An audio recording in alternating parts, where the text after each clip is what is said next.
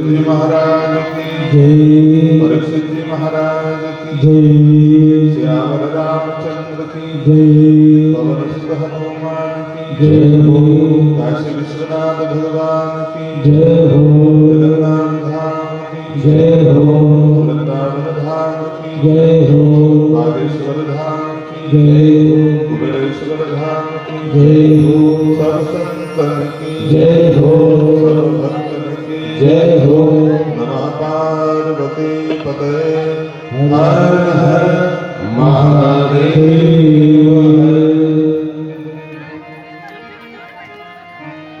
प्रिय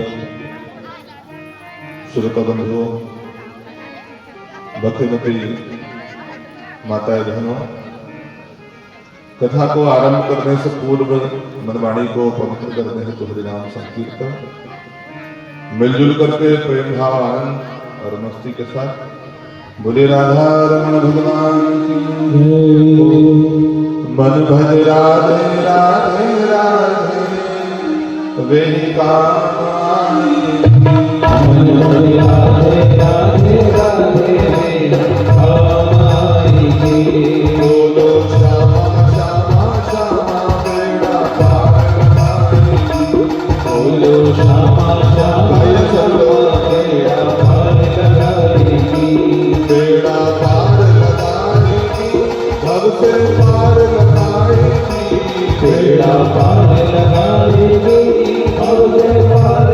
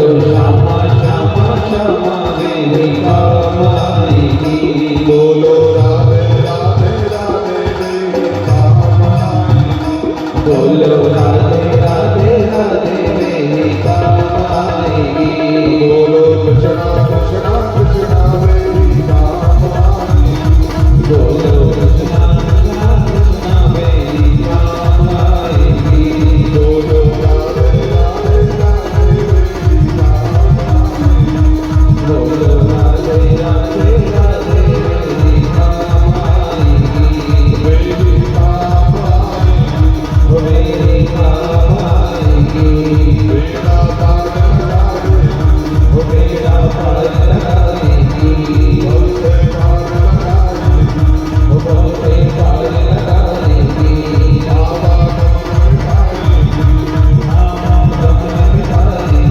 मेरी काम आएगी, मेरी काम आएगी, मेरी काम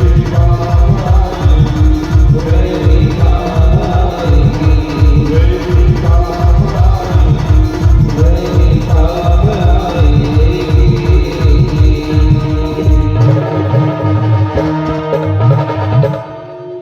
बोल राधा रमण भगवान जय हो। प्रातः स्मरणीय पूज्य गुरुदेव आदि गंगा भगवती सूर्यपुत्री माता पी पूज्य माता पिता संगीत वाले साउंड वाले टेंट वाले यजमान परिवार एवं आप सभी श्रोता बंधु सिया राम में शब्द ज्ञानी करहु प्रणाम जो रुदित पानी आप सभी को सिया राम जी की राधा कृष्ण जी की झांकी मान करके प्रणाम करता हूँ। भगवान की मंगलमयी आनंदमयी रसमयी कृपामयी भावमयी संगीतमयी श्रीमद् भागवत महापुराण की यह कथा कड़वे परिवार द्वारा आयोजित हमारे सुंदर ग्राम बानूर में कथा का आज सप्तम दिवस जिसका श्रवण लाभ हम सब मिलकर के ले रहे हैं, तो आइए प्रेम से भाव से कथा को सुने। जितना समय शेष बचा है उसका सदुपयोग करें और भगवान और भगवान की कथा का श्रवण। दुर्लभो मानवो देहो देहिनां क्षणभंगुरां तत्रापि दुर्लभे मन्ये वैकुंठ प्रियदर्शनम्।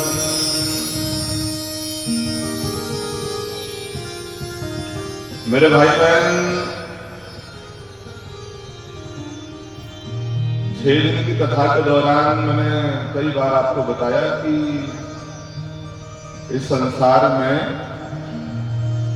मनुष्य का जीवन और सत्संग दो दुर्लभ बातें हैं।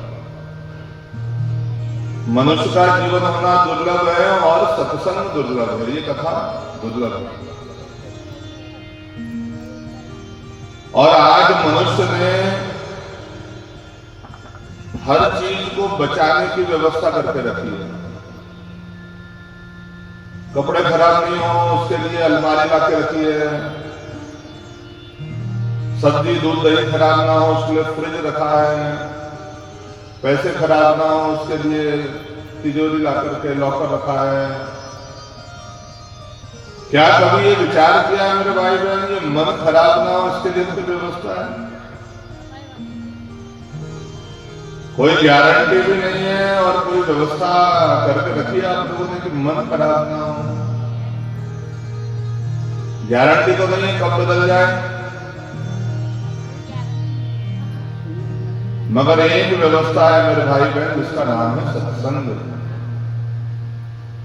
मन को सुरक्षित रखने की व्यवस्था है सत्संग।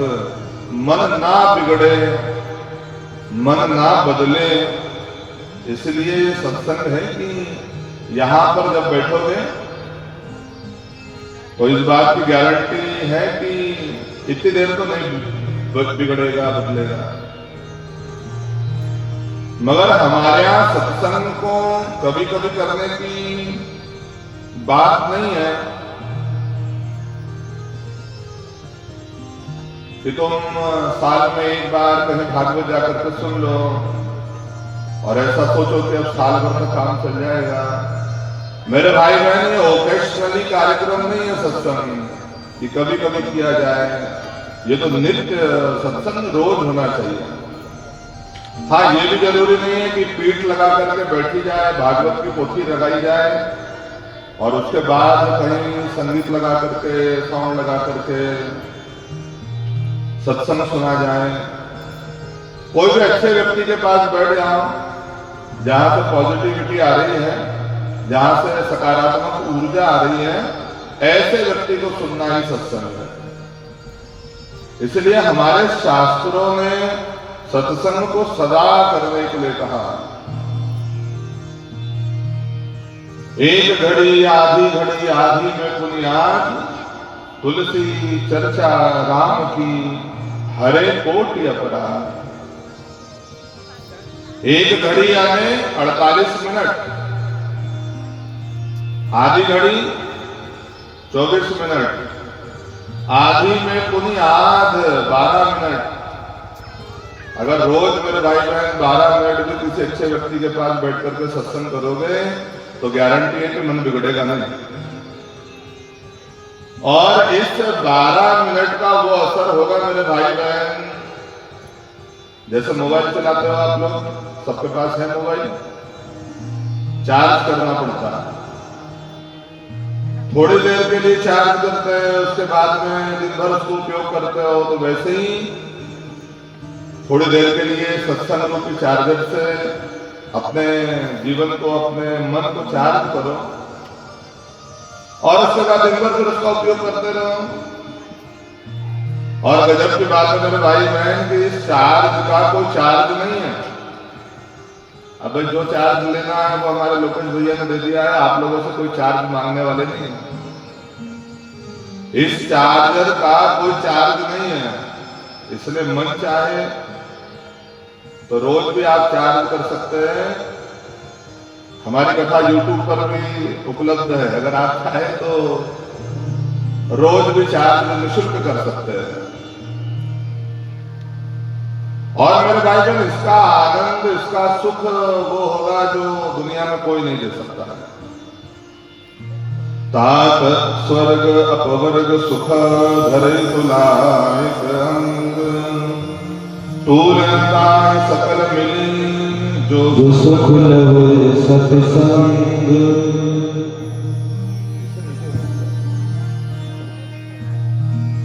ये जो सत्संग का सुख है मेरे भाई बहन, तात स्वर्ग अपवर्ग सुख,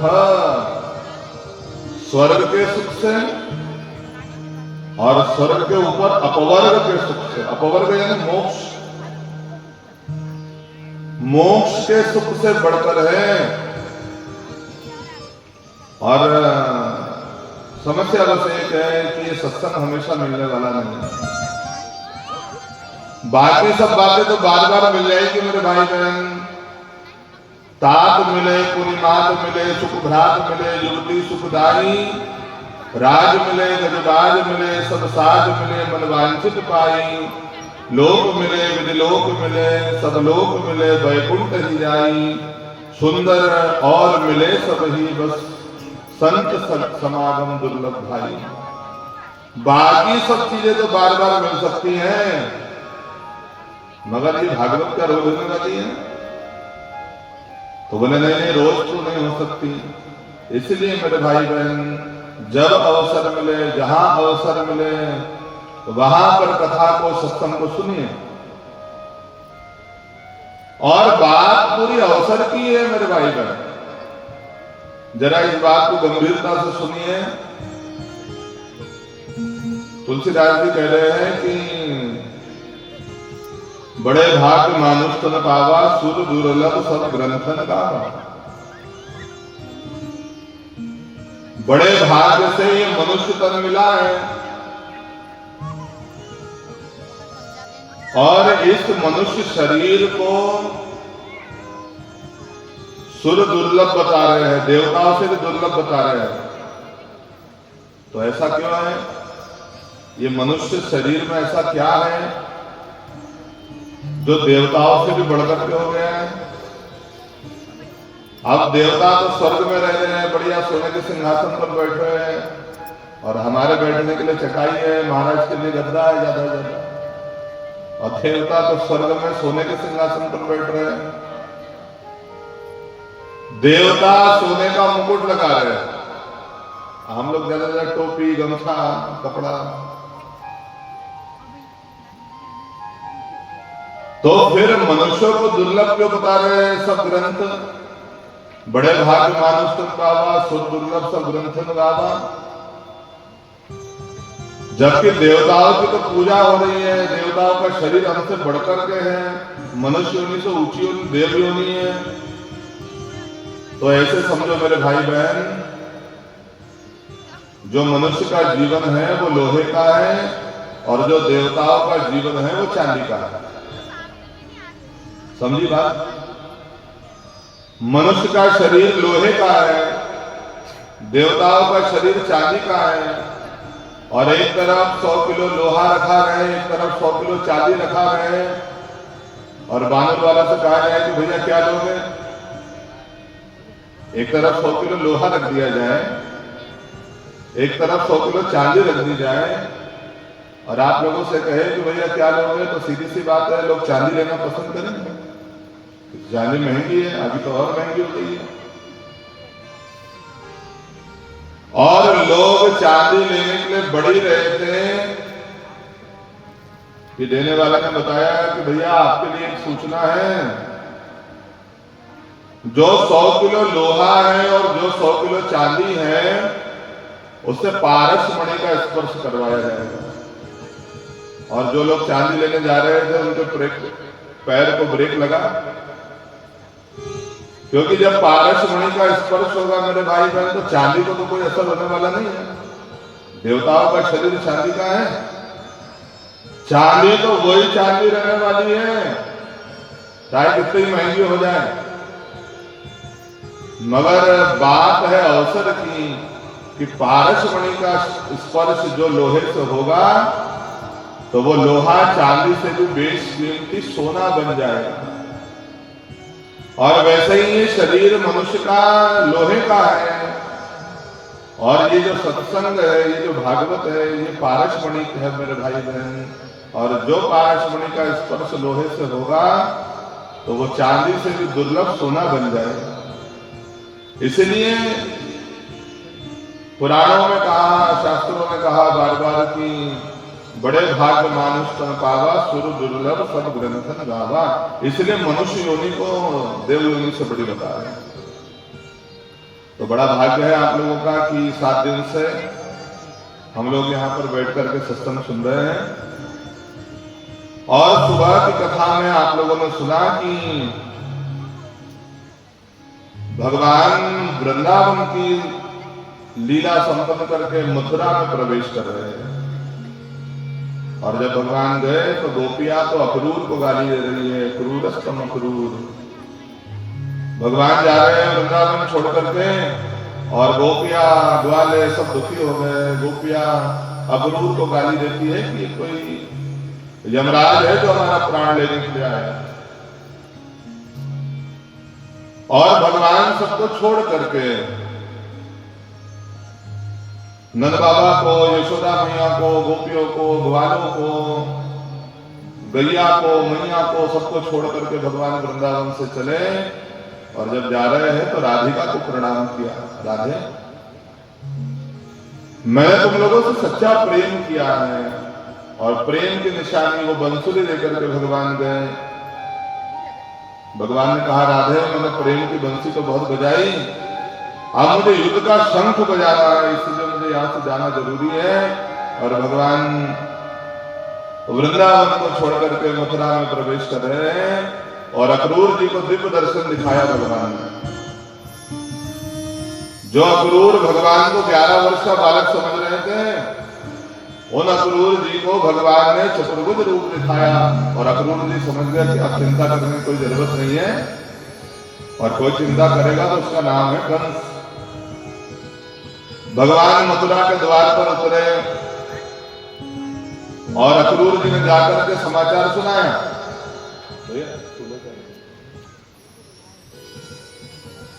समाचार सुनाया अक्रूर जी ने, महाराज वो आ गए हैं। कंस ने कहा भाग तो नहीं जाएंगे? तो बोले नहीं नहीं महाराज, मृत्यु किसी की भागती नहीं है, आप चिंता मत करिए, वो जाएंगे नहीं कहीं।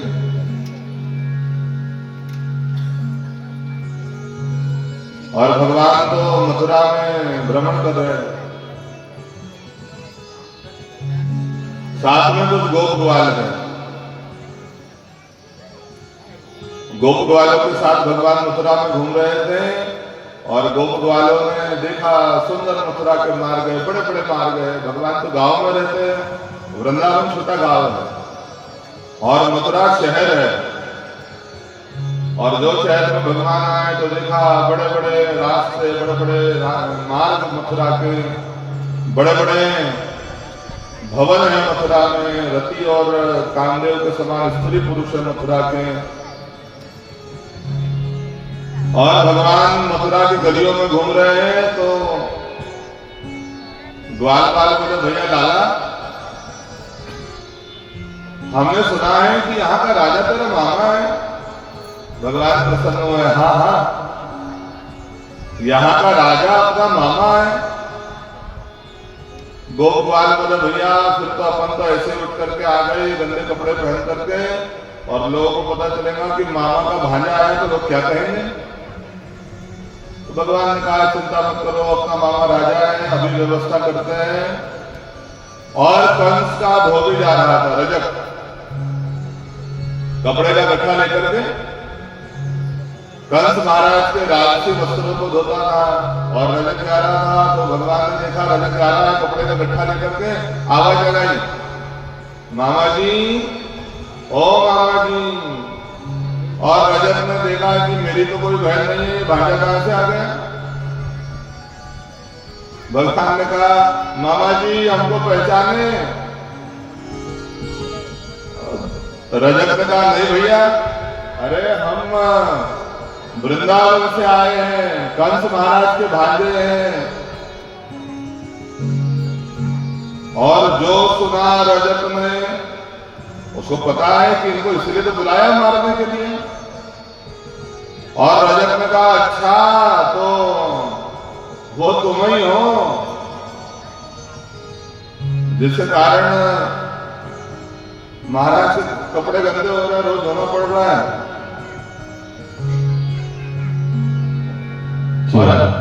हाँ हाँ महाराज, हम वही हैं। अरे तुम्हारे कारण महाराज कितने टेंशन में है, दवाइयां खा रहे हो रोज, बीपी बढ़ रहा है तुम्हारे कारण उनका। और भगवान ने कहा, मामा जी ये कपड़े क्या आप हमको दे सकते हैं। और रजक तो कंस का धोबी है, अभिमानी है। तो उसने कहा कि तुमने कभी देखे हैं राजा के कपड़े। अरे तुम गांव के देहाती और ये राजा के कपड़े तुमने कभी देखे हैं।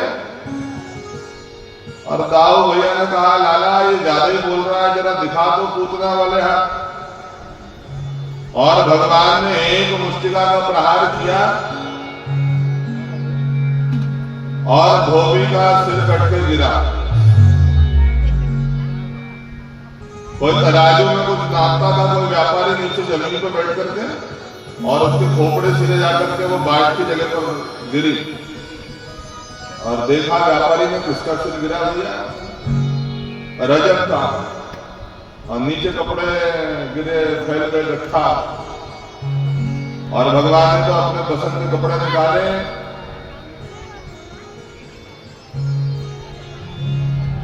सब ग्वाल वालों ने बड़े बड़े कपड़े राजसी पहन लिए। अब ग्वाल वाल तो छोटे हैं और जो राजा के कपड़े वो बड़े बड़े कपड़े हैं। तो पहले तो कम से कम अच्छे कपड़े तो पहने थे, अब वो बड़े बड़े कपड़े पहने तो और शर्म आ रही ग्वाल वाल को कि भैया लाला, अरे पहले कम से कम अपने लग तो रहे थे, अब दिख रहा है कि दूसरे के कपड़े पहने हैं। और बड़े बड़े कपड़े तो पूरे रोड झाड़ते जा रहे हैं ग्वाल बाल। भगवान ने कहा, चिंता मत करो, अपना मामा राजा है। और एक दर्जी की दुकान में भगवान गए, टेलर की।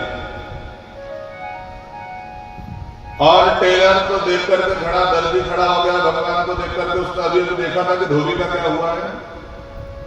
आइए आइए सरकार, स्वागत है आपका। और भगवान ने कहा, मामा जी ये कपड़े क्या आप हमारे नाप के कर सकते हैं। और दर्जी ने, टेलर ने कहा, हाँ हाँ महाराज। और ऐसी कैसी चलाई, ऐसी मशीन चलाई कि तुरंत नाप के कपड़े बना दिए भगवान को। भगवान ने कहा मामा जी कितने पैसे हुए? और टेलर ने हाथ जोड़ के कहा कि महाराज जब आपसे क्या लेना, आप तो हमारे भांजे हैं, भांजे से कहीं कोई पैसे लेता है? और उसने देखा था अभी अभी रजत का क्या हाल हुआ है। तो बोले नहीं नहीं महाराज आपसे क्या पैसे लेना। भगवान ने कहा पैसे नहीं तो आशीर्वाद तो लो।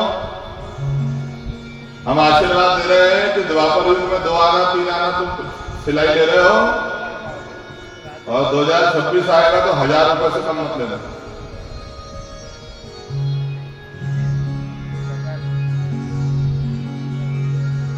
और पुरुषों के तो पुरुषों के, महिलाओं के कपड़े भी तुम्हें सिल देना, ये हमारा आशीर्वाद है। भगवान ने आशीर्वाद दिया।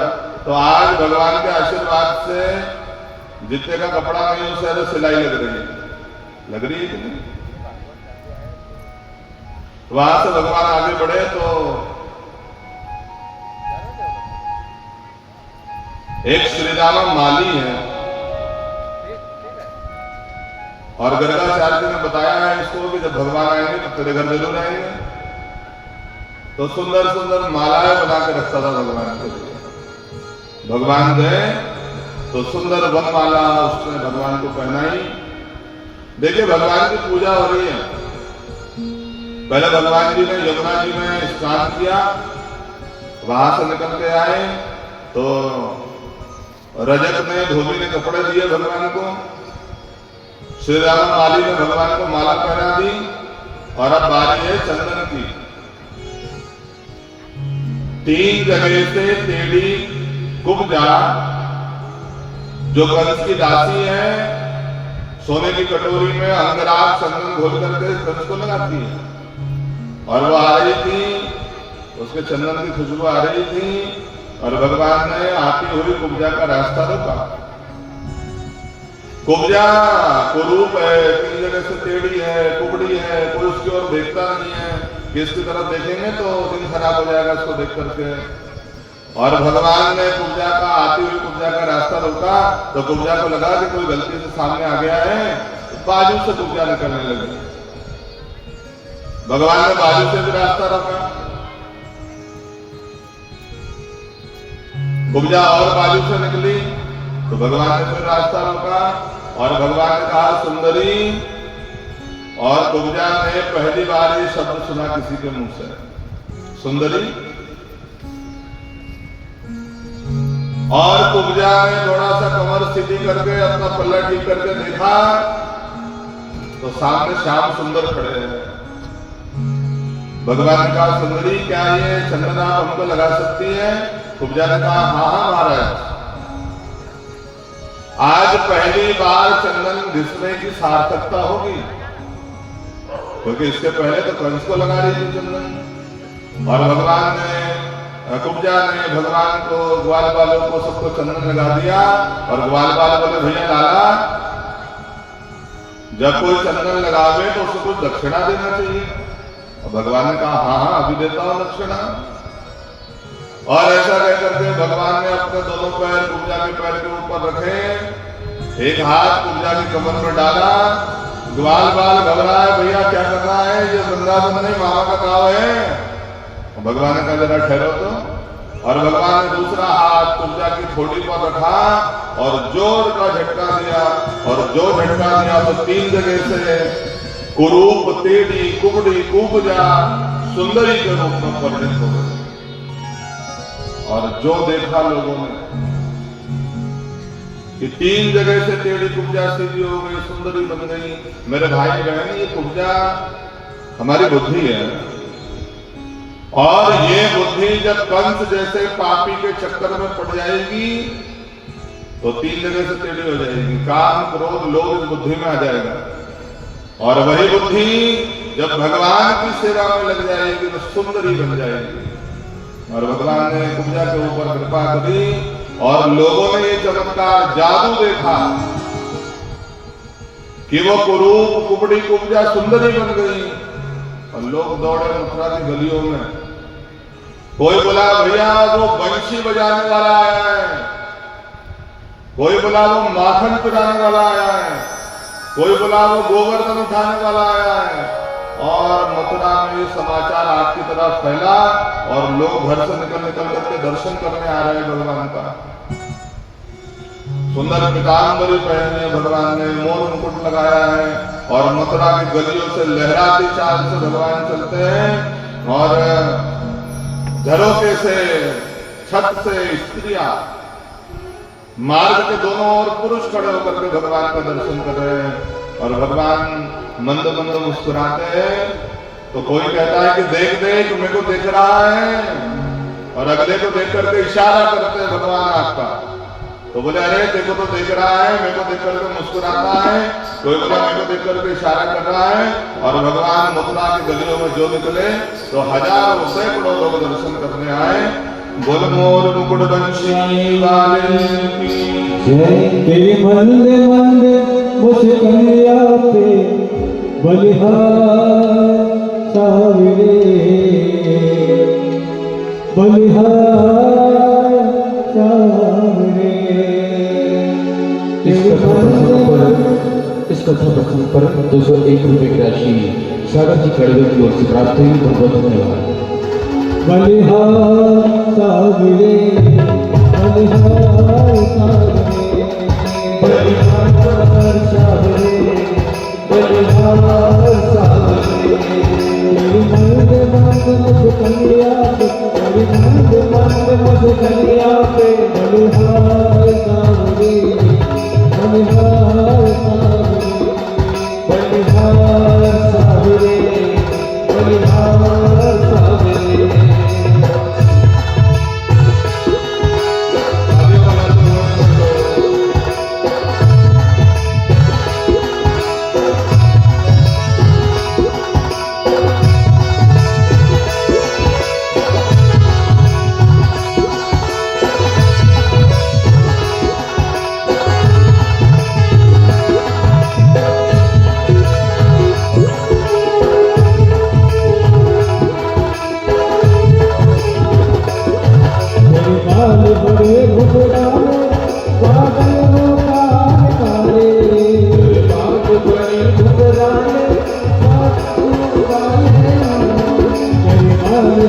घुघराले